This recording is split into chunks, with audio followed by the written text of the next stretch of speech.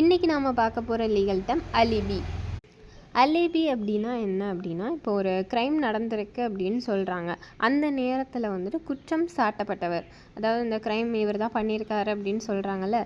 So அவர் வந்துட்டு நான் அந்த இடத்துல இல்லை, அந்த க்ரைம் நடந்த இடத்துல இல்லை, நான் வேறு இடத்துல இருந்தேன் அதே டைம் அப்படின்ட்டு சாட்சிகள் அப்புறம் ஆவணங்கள் இல்லை வேறு ஆதாரங்கள், அதாவது எவிடன்ஸ் வச்சு ப்ரூவ் பண்ணுறாங்கல்ல, அதுதான் அலிபி அப்படின்னு சொல்கிறாங்க.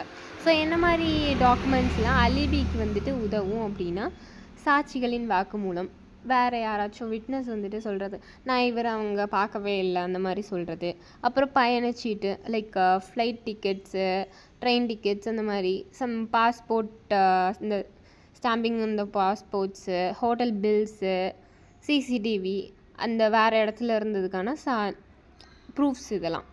இப்போ நம்ம தமிழ்நாட்டின் முதலமைச்சர் சிஎம் விஜய் அவர்கள் நடித்த அந்த சுக்கிரன் அந்த படத்தில் அவங்க அட்வொகேட்டாக வருவார். அவர் வந்துட்டு இந்த அலிபி, அதாவது நான் இந்த இடத்துல இல்லை, அவர் வேறு என்னோடய கட்சிக்காரர் வேறு இடத்துல தான் இருந்தார் அப்படின்னு ப்ரூவ் பண்ணி ஒருத்தங்களை வந்துட்டு தப்பிக்க வைப்பார். ஸோ அந்த படம் பார்த்துருந்தீங்கன்னா தெரிஞ்சிருக்கும் அலிபிங்கிறது எவ்வளோ இம்பார்ட்டன்ட்டு.